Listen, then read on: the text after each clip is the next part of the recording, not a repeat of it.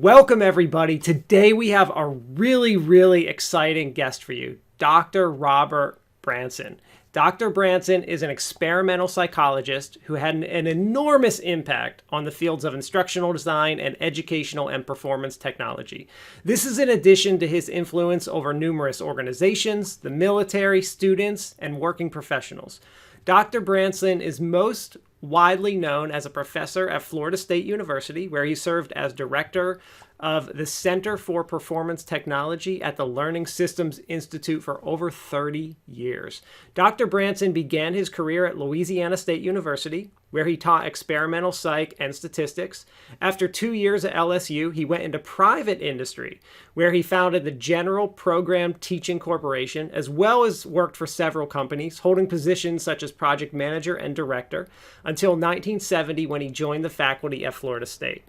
One of Dr. Branson's earliest contributions to instructional design, i.e. training field for those who aren't necessarily instructional designers, was the development of the Interservice procedures for instructional systems development for the U.S. Army and Navy. This document has become as what is known as the first draft of the ADDIE model.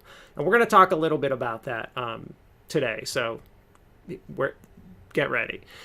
In addition to that, Dr. Branson's list of accomplishments is enormous, and I can spend all day just reading them. For example, he worked for Fujitsu and the American Management Systems to develop a portable table computer that allowed for real-time evaluation of student progress. He created the Job Skills Education Program, which addressed needs of individual soldiers learning and was applied to companies such as GM, Ford, and AT&T. The list literally could go on. He has authored numerous research articles, presented at conferences, and worked in the field professionally. He's really done it all. So welcome, Dr. Branson. Oh, thank you very much. Good to be here. I'm so happy to talk to you today. It's an honor. It really is an honor. I'm super excited. I think the people watching are going to be really excited just to hear what you have to say, because it's honestly fascinating. I love learning, and learning from someone like you is just amazing. So let's start off with, so you went to Ohio University. What was your Ohio State? Ohio State University. What was your life like during your doctoral work? Who were your influences? What were some of your interests at the time? Well, I was majoring in experimental psychology, and I guess the major influences were a guy named Paul Fitz, who taught engineering psychology, and my major professor, a guy named Robert Wherry, was famous for statistical analysis of various kinds. So I was interested in that, and I was interested enough in something called then programmed instruction. So at the time, that was occupying my time. I was also running RATs. So did you know you wanted to be a faculty member at that time, or what was your goal during your doctoral work? When I was a sophomore in college, one of my professors called me aside after class and said, "Branson, you ought to go into academia. You sort of look like and talk like somebody that would do well." So from that point on, why not,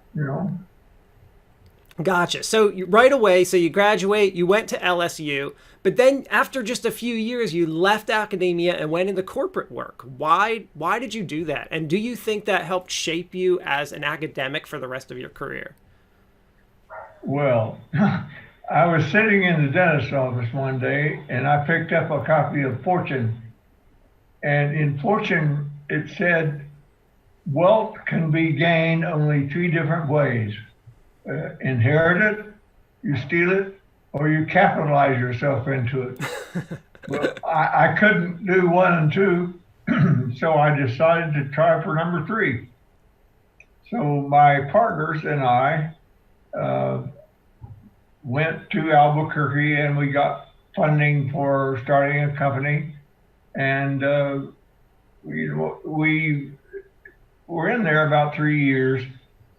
We didn't make a lot of money, but it was a fascinating activity learning about the publishing business. So then, after that, after I got fired from that job, I went to work for Litton Industries, and had a fascinating career there. So once you did that, so then you eventually decided to go back into academia at Florida State. So how did that work? Did they come to you, or did you decide, you know what, this isn't for me, or you know what, I really love academia and miss it? What prompted you to want to go back? Um,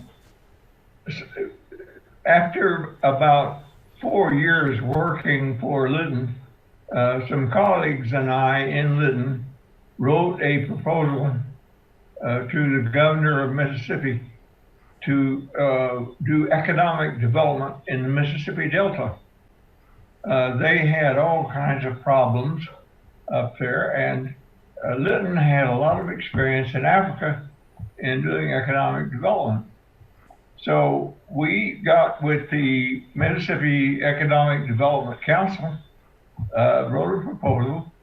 The governor and the senator were very happy with it, and we're going to go for it. So we finished up our proposal, and I sent it to my boss saying, this is what we're going to do. And he sent it to his boss. Well, turns out that Litton owned a shipbuilding company in Pascagoula, Mississippi. And so the president of Litton sent the proposal to Ellis Gardner, who was then president of Ingalls Shipbuilding. And he got back a note that said, we don't want those people doing this activity here in Mississippi. They don't belong here, and so we don't want them doing it. And so it came back down the chain of command.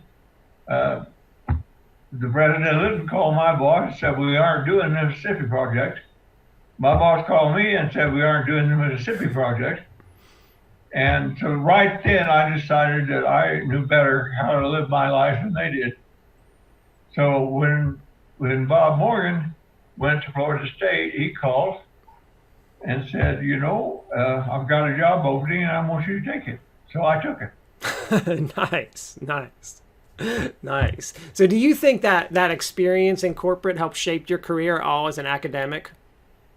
Oh, yeah. As a matter of fact, it was very helpful, and particularly helpful in projects and project management, proposal writing, all those kinds of things that you need to do as a faculty member. That can propel activities.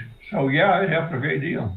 Yeah, definitely. No, I completely agree with that. Because I have a similar experience. I went into corporate, I got my master's, went into corporate, and then went into academia, and it's just been invaluable, the experience that has brought to the table for me. So it's great to hear.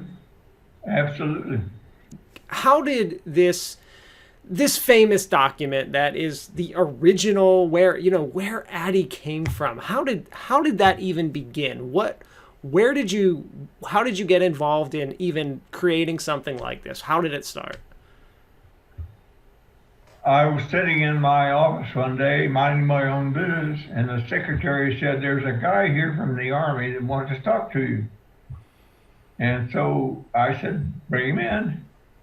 A young captain, and he came in and he said, we have some problems in the Army, and we would like your assistance with those problems. The program was called the TECH program, Training Extension Program then.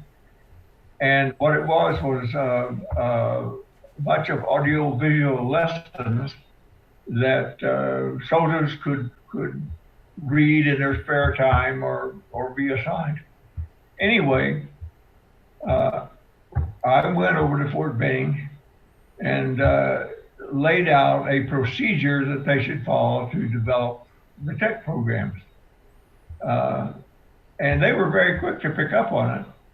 So after that was over, he came in one day and handed me a folder. Said, I'd like to get your evaluation of what's in this folder. So I opened it up, and it was called Conduct Regulation 350-100-1, the Systems Engineering of Training. And as I read it, I said, my God, this is perfect. I mean, there's nothing wrong with this document. And so he came back, I don't know, the next day or whatever time, said, what do you think about the regulation? I said, I could do nothing to improve it. It's ideal. He said, yes, it tells you what to do, but not how. And written at a very high level. He said, can you help us describe how to do the things that are called for in the regulation? And I said, yeah, I can do that. Yeah, I can put together a team. We could do that. So they put together some end of year money, and we started working on it. And so that's how it got started. So what was it like on this team? How did you guys work? Was it, there was several people on it. Had you known all of them before? Had you worked with them?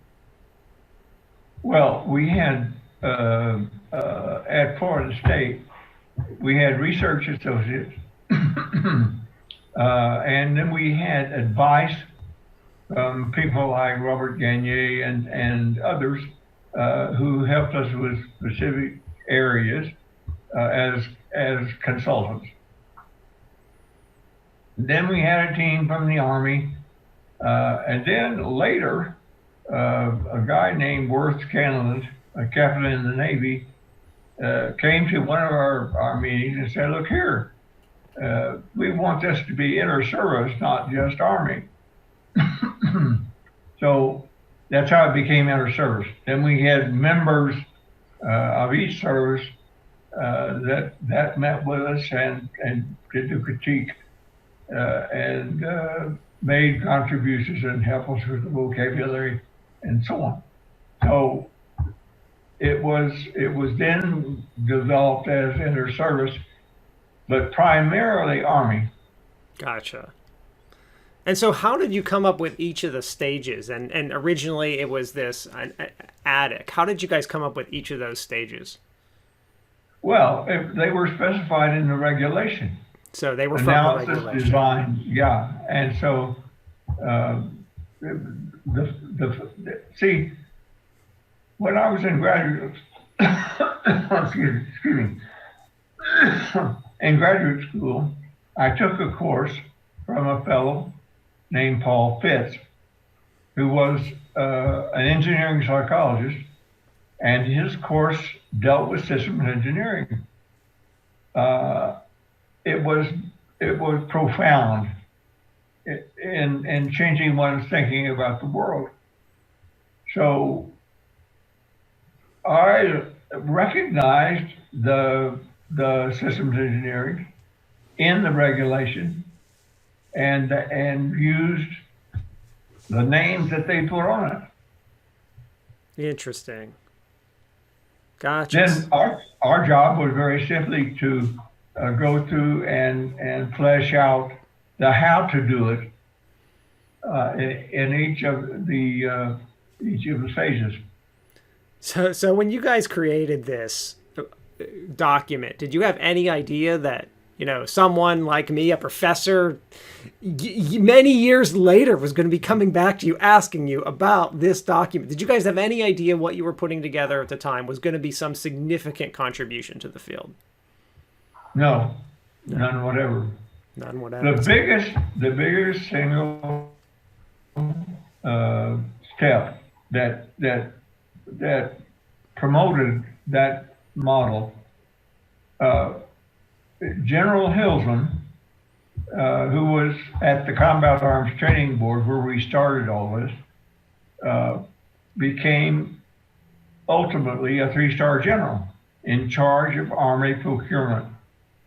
And so he wrote in to the Army RFP regulation that all training had to be done according to the IPISD.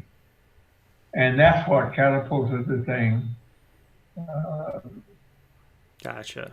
Every defense contractor and every service school and so on had to use it by regulation.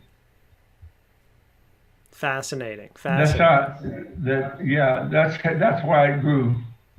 Yeah, that's just, I mean, it's such a cool story to hear that. So, you guys came up with, we call this process ADDIE now. I mean, it's the most famous term in instructional design, training, e-learning field is ADDIE. But when you guys created it, it was ADDIC: analysis, design, development, implementation, and control. Now, your control is the same as evaluation, but where did that wording get switched from control to evaluation? How did that happen? Well, I'm not really sure, but as best I can tell, some academics changed control because they didn't like the word. Yeah. And to us, control came out of the quality sciences, and it was very specific in terms of what it meant in that organization. So we preferred the word, just as the system engineers did, we preferred the word control. That I really don't know the motivation changing it to evaluation, but I always suspected that it was because the academics didn't like the word. That's fascinating. That's fascinating. So, okay, so you guys came up with this model, and it's literally been modified. Everyone's been trying to come up with their own version of it. I mean, thousands of times. We have so many various versions of it. Were you happy to see it being modified like that and being used by practitioners as really as the basis for our field? By the time that started, I was on to something else. And if people wanted to use it and modify it and do whatever they wanted to do, it was up to them. We had published it and made it available, and if it was useful, great. It was public domain, and I think in the spirit of public domain, people are able to pick it up and use it and do what they want. If it helps, good.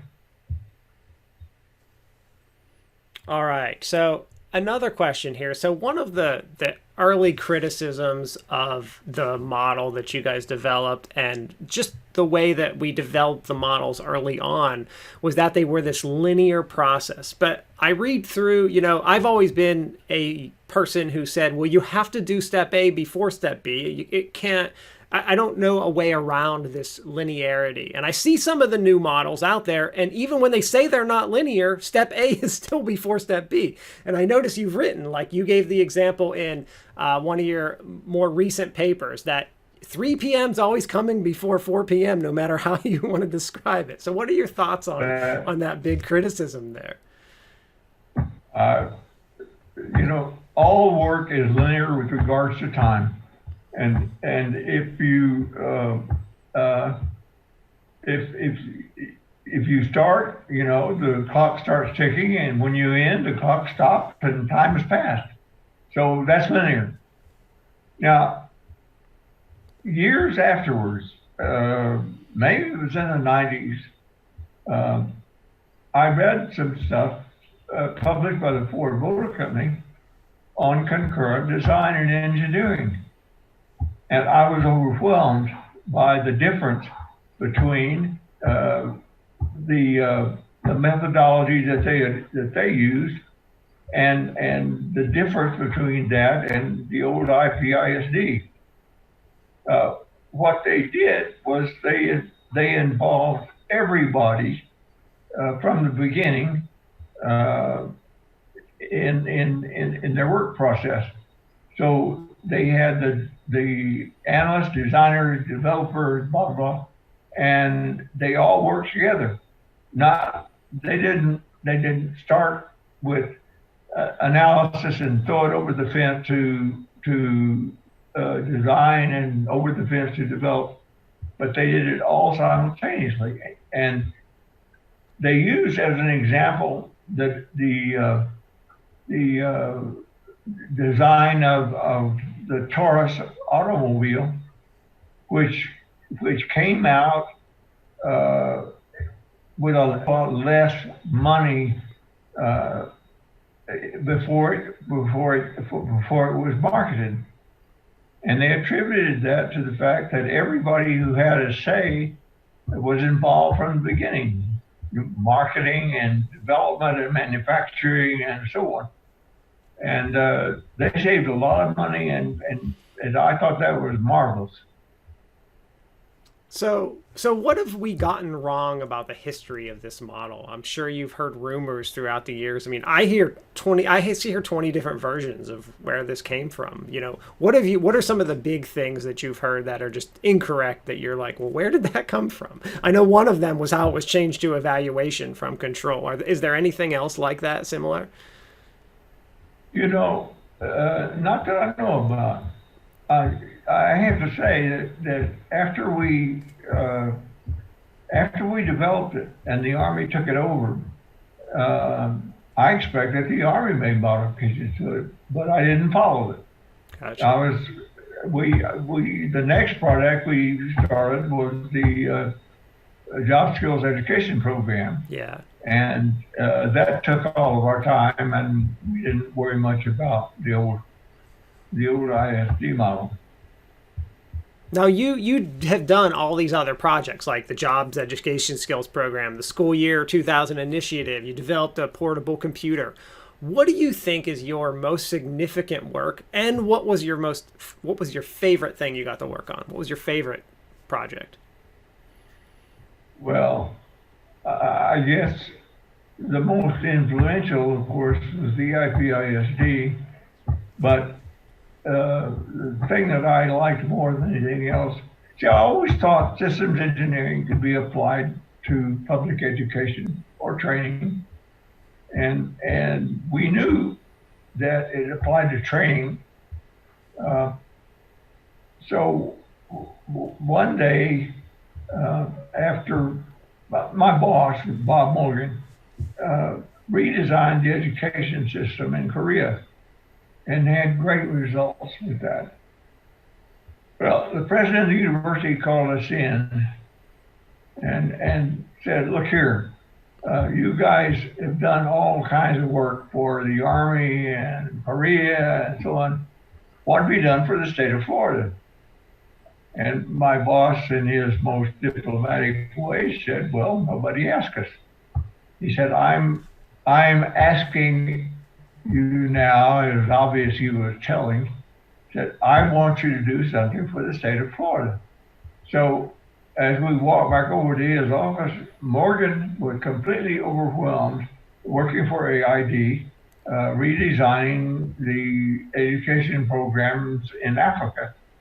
And he had no time to put into it. So he said to me, go do something for Florida and make it good.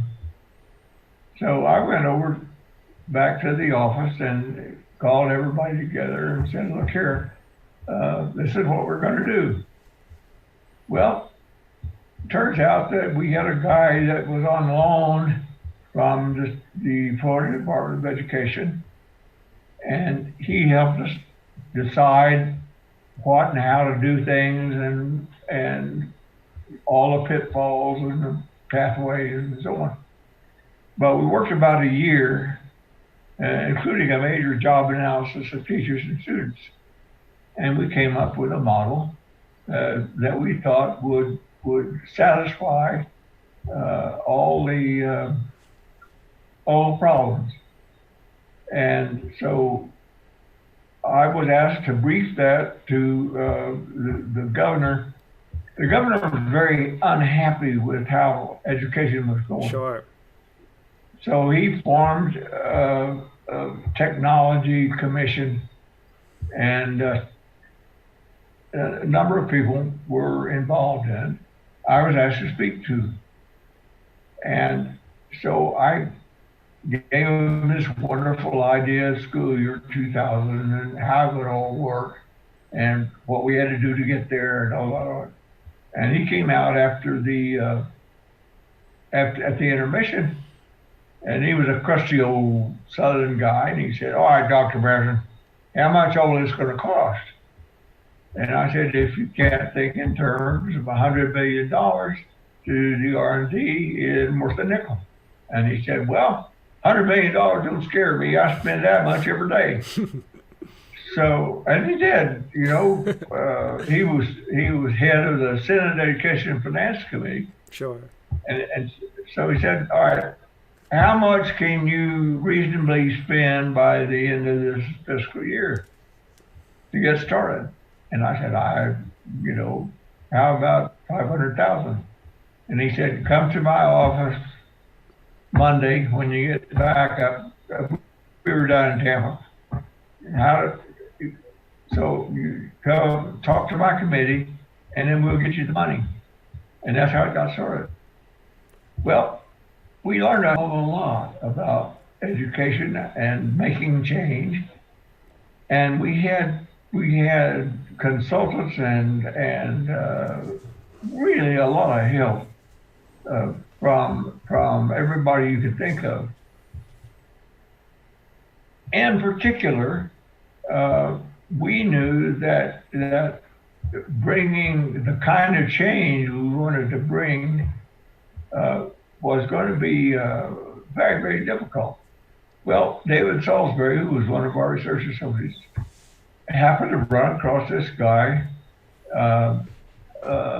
Daryl Connor in Atlanta, who was a very big guy in corporate change.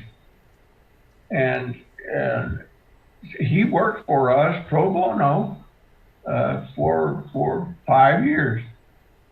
And he coached us in terms of how to go about making people change. And it was marvelous. His model was pure and simple, getting everybody who was going to be affected in the room at the same time for voter counting. And so we did that, and we had absolutely no trouble in getting teachers and others to go along with what we were trying to do because they had input in the situation. So that's how it got started. Nice. Yeah, I actually heard about this program when I was doing my doctoral work. One of my professors used to talk about this school initiative that you guys had, and how could it have been applied to the entire country, and what would education look like if we were to have done it. So it's really fascinating to hear you talk about it. So if you were to give any advice to any up and coming Ph.D. students who are like, you know what, I think I want to be an academic. I think I want to go do this. As someone who is one of the most prominent figures in our field, what advice do you have for them? What's your big piece of advice you would give to that person? I used to advise graduate students, and I'm kind of simple-minded in many ways, but number one, you got to learn how to shake hands. Number two, you got to learn how to make presentations. You have to be good with PowerPoint or video or whatever to get your point across, sure. Get yourself across. And then you need to read literature outside your field. Mm-hmm. Because other people are pretty smart too. Yep. And you can find an awful lot of stuff. Who would have thought I would be reading stuff about the Ford Motor Company and producing an automobile? Sure. But by golly, it was outstanding in terms of guidance on how to do things. So I think that would be, you've got to know your field, but you also have to know what else is going on in the world. Mm-hmm. And I think that would be the best advice I could give. So what year did you officially retire from Florida State?